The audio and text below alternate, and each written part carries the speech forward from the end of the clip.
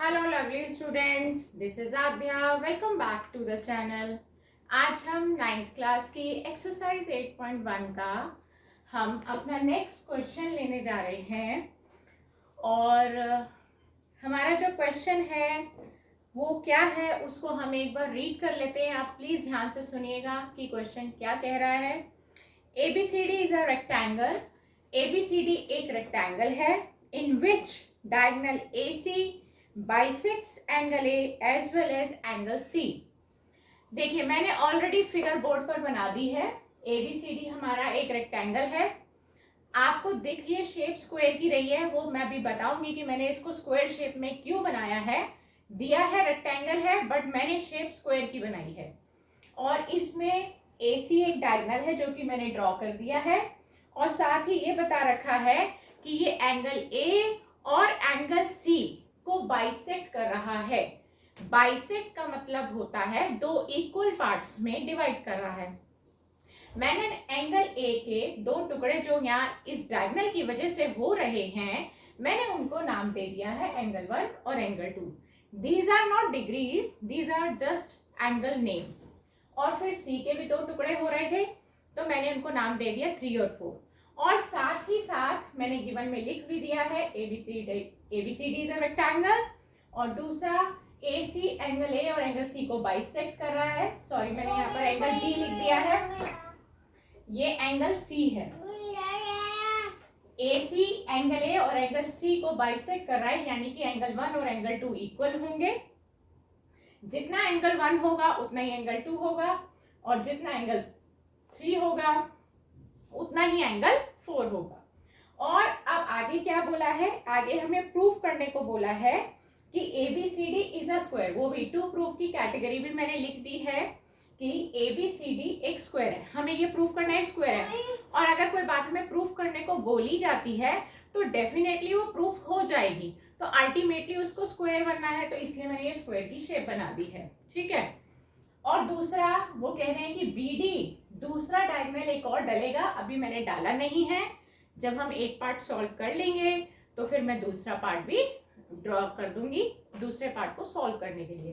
तो हमें पहले समझ लेते हैं कि BD बाइसेक्ट एंगल B और एंगल D का क्या मतलब है। वो कह रहे हैं कि दूसरा डायगोनल, एक डायगोनल तो AC ले लिया, दूसरा डायगोनल जो BD होगा वो भी एंगल B और एंगल D को बाइसेक्ट कर रहा है, दो बराबर हिस्सों में डिवाइड कर रहा है। ये हमें प्रूफ करना है।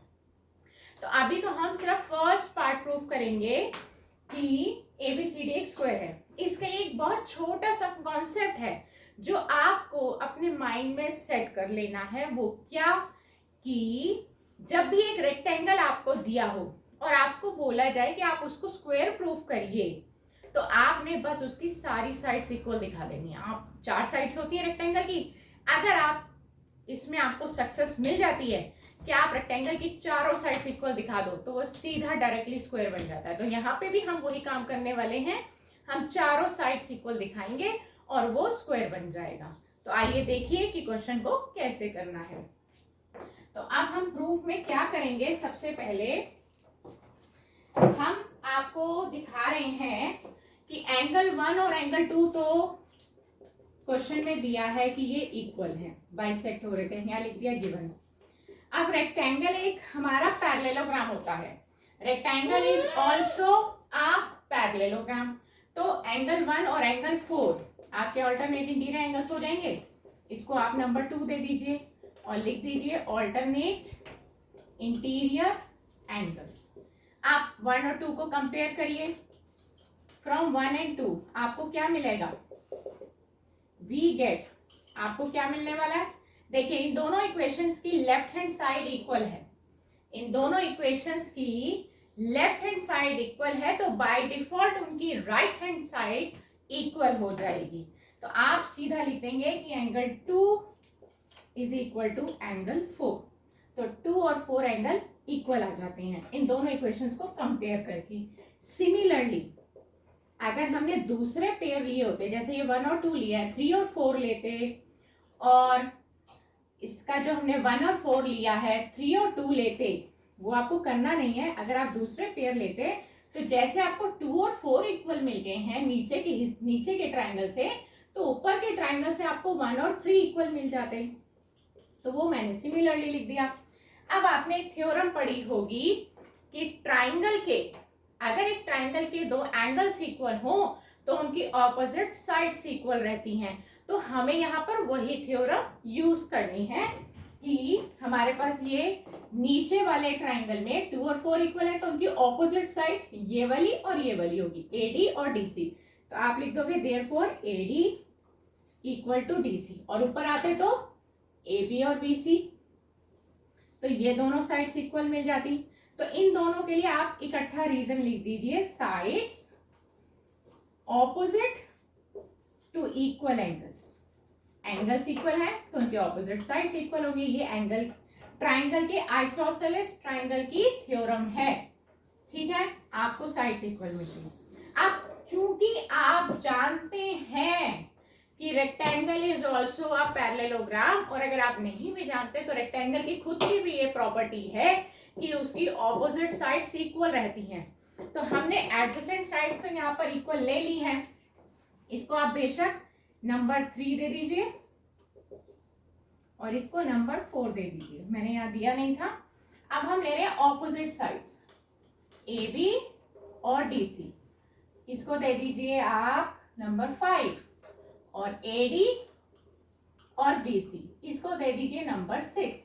और रीजन क्या देंगे, opposite sides of a rectangle, rectangle की ऑपोजिट साइड्स इक्वल होती हैं। अब आप कंपेयर करिए 3rd 4 5 6, यहाँ लिखिए फ्रॉम 3rd 4 5 एंड 6।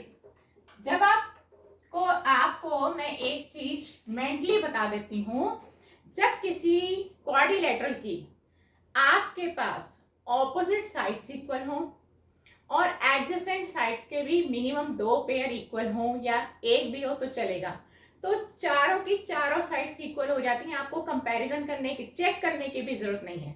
अभी आपने क्या देखा, आपके पास 2 ऑपोजिट साइड्स के पेयर इक्वल हैं, 2 पेयर एडजेसेंट के यहाँ से आ गए हैं, तो अल्टीमेटली क्वाड्रिलेटरल की चारों साइड्स इक्वल हो गई है, आपको चेक भी नहीं करना है। तो आप यहाँ लिख दीजिए वी गेट, हमें क्या मिला, all sides are equal, AB equal to BC equal to CD is equal to DA, right. और अभी मैंने आपको कॉन्सेप्ट क्या बताया, रेक्टेंगल की चारों साइड्स इक्वल आ जाएंगी तो वो स्क्वायर है, तो आप लिखेंगे एज इन रेक्टेंगल ABCD, इस रेक्टेंगल का नाम था ABCD, all sides are equal, सारी साइड्स इक्वल आ गई हैं, therefore ABCD is a square. तो ABCD एक स्क्वायर है, और आपने फर्स्ट पार्ट यहाँ खत्म कर लिया है। हम यहाँ पे लाइन डाल देते हैं ताकि कंफ्यूजन ना हो। थोड़ा सा बोर्ड की स्पेस की कमी होने की वजह से हमें थोड़ा सा एडजस्ट करना पड़ता है, थोड़ा सा आपको हौच पौच लग रहा है, बट एक्सप्लेनेशन अच्छी रहेगी। हमने फर्स्ट पार्ट कंप्लीट कर लिया, अब आते हैं सेकेंड पार्ट की तरफ। अब हम यहाँ पे अपना सेकेंड पार्ट लेंगे, राइट। ये हमारा फर्स्ट पार्ट चल रहा था। सेकेंड पार्ट के लिए BD को ड्रॉ करना पड़ेगा और नेमिंग भी करनी पड़ेगी आसानी के लिए। तो BD ये है और इसके 2 एंगल दे दिए 5 6 7 8, ठीक है। ये अब आपको दिखाना ये है कि 5 और 6 इक्वल आ रहे हैं और 7 और 8 इक्वल आ रहे हैं, ठीक है। अगर आप ये एंगल्स इक्वल दिखा देंगे तो आपका सेकेंड पार्ट भी खत्म हो जाएगा, ठीक। अभी जस्ट आपने दिखाया कि सारी साइड्स इक्वल है, ये स्क्वायर बन चुका है, तो AB और AD ये इक्वल साइड्स मानी जाएंगी। आप यहाँ लिखेंगे AB equal to AD, bracket में लिखोगे sides of a square, square की ये साइड्स हैं, ठीक है। तो इनके ऑपोजिट एंगल भी इक्वल होंगे, तो therefore angle 5 is equal to angle 7। इसको आप दे दीजिए, आप 6 तक इक्वेशंस दे चुके हैं, 7, ठीक है। तो 6 इक्वेशंस दे चुके हैं। नो बेबी, एक्चुअली मेरा एक छोटा बेबी है तो उसके साथ ही मुझे ये वीडियोस बनानी पड़ती हैं, थोड़ा मैनेज करना पड़ता है, तो थोड़ा सा वो डिस्ट्रैक्ट कर रहा है, तो सॉरी इसके लिए। हम कंटिन्यू करते हैं। एंगल 5 और एंगल 7 ये हमारे इक्वल हो चुके हैं। और क्योंकि square is also a parallelogram, so हमें क्या करना पड़ेगा, ऑल्टरनेट इंटीरियर एंगल की प्रॉपर्टी भी लगानी पड़ेगी। तो 5 is equal to 8 alternate interior angles. तो इसके लिए लिखेंगे ऑल्टरनेट इंटीरियर एंगल्स, ठीक है। तो अब हमने क्या करा, 7 और 8 इसको कंपेयर करेंगे। यहां पे लिख लेते हैं फ्रॉम 7 एंड 8, ये दोनों को कंपेयर करें। आप दोनों में क्या देख रहे हैं, दोनों की लेफ्ट हैंड साइड इक्वल है, तो बाय डिफॉल्ट उनकी राइट हैंड साइड इक्वल हो जाएगी। तो 7 और 8 इक्वल हो गए। अगर 7 और 8 इक्वल हो गए सिमिलरली, तो आपके ऊपर के दोनों एंगल भी इक्वल हो जाएंगे, 5 और 6। तो जब 5 और 6 इक्वल हो गए, 7 और 8 भी इक्वल हो गए, तो आपका सेकंड पार्ट खत्म हो गया कि दूसरा जो डायगोनल है BD, वो भी एंगल B और एंगल D को बाइसेक्ट कर रहा है। BI बाई मतलब 2, 6 मतलब डिवाइड करना, 2 इक्वल पार्ट्स में डिवाइड करना। तो आप यहाँ लिखेंगे hence BD bisects angle B and angle D। खत्म क्वेश्चन, हेंस प्रूव्ड। तो यही इसी क्वेश्चन, आपका ये क्वेश्चन यहीं पे कंप्लीट हो गया। 8.1 का ये क्वेश्चन था एक्सरसाइज का 9th क्लास का, जिसमें हमने ये सीखा कि रेक्टेंगल की अगर चारों साइड्स इक्वल कर दी जाती हैं तो वो स्क्वायर बन जाता है। और दूसरा हमें ये भी पता चला कि जब वो स्क्वायर होता है तो उसके दोनों डायगोनल्स अपने अपने एंगल को बाइसेक्ट भी करते हैं। तो आज की क्लास हमारी यहीं खत्म होती है। और बीच में आपको जो अननेसेसरी थोड़ा सा शोर सुनाई देता है, मेरी वीडियो में थोड़ा सा इंटरप्शन हो जाता है, तो वो मेरे बेबी के कारण होता है। छोटा सा मेरा बेबी है, फिर भी वो मुझे बहुत कोऑपरेट करता है मेरी वीडियोस बनाने के लिए। तो आपको जितना भी बीच में प्रॉब्लम आती है उसके लिए सॉरी। और इसी तरह मेरी वीडियोस को लाइक करते रहिए, शेयर करिए, बहुत ज़्यादा सब्सक्राइब करिए, ताकि इसका बेनिफिट सभी तक पहुंच सके, सभी स्टूडेंट इसका बेनिफिट उठा सके। Goodbye friends.